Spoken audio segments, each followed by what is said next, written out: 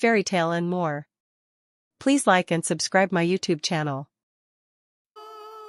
रमज़ानुल मुबारक का चांद नज़र आते ही पूरे गांव में खुशी की लहर दौड़ गई। मस्जिदों में चिराग रोशन हो गए।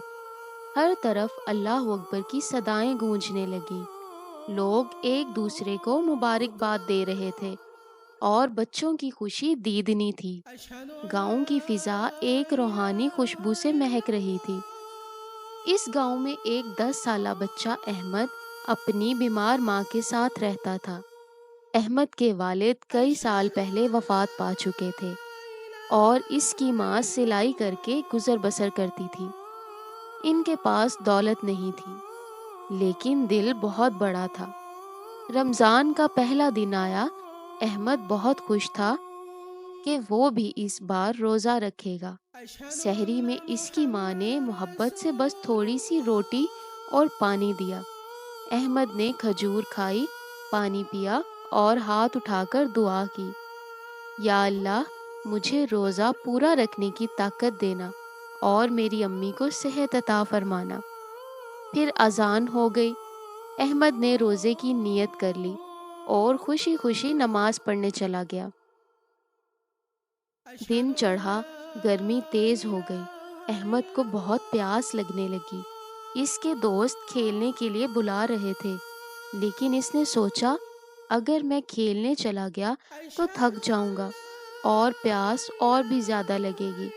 रोज़ा सब्र और बर्दाश्त का नाम है। अहमद सब्र के साथ बैठकर कुरान पाक पढ़ने लगा। वो वक्तन फ़वक्तन अपनी माँ को देखता कि कहीं इन्हें कुछ ज़रूरत तो नहीं।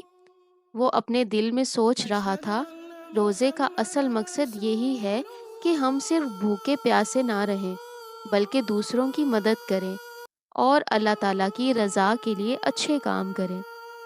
इसी गांव में रहमत चचा नाम के एक नेक बुजुर्ग भी रहते थे। वो हमेशा दूसरों की मदद करते और लोगों में खाना तकसीम करते।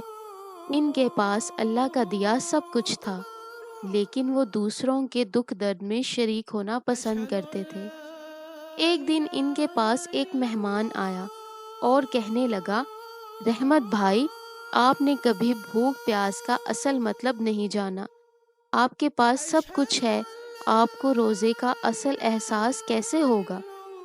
रहमत चचा सोच में पड़ गए। उन्होंने दिल में इरादा किया कि आज वो सारा दिन सिर्फ एक खजूर और पानी से इफ्तार करेंगे, ताकि ये जान सके कि गरीबों के रोज़े कैसे गुजरते हैं। शाम होने को थी। अहमद मस्जिद में जाकर इफ्तार के इंतज़ार में बैठ गया। इसके पास खजूर और पानी भी था, लेकिन वो खुश था क्योंकि इसने रोज़ा पूरा कर लिया था। रहमत चचा भी वहाँ पहुँचे। उन्होंने जब देखा कि अहमद के पास सिर्फ खजूर और पानी है, तो इनकी आंखों में आंसू आ गए।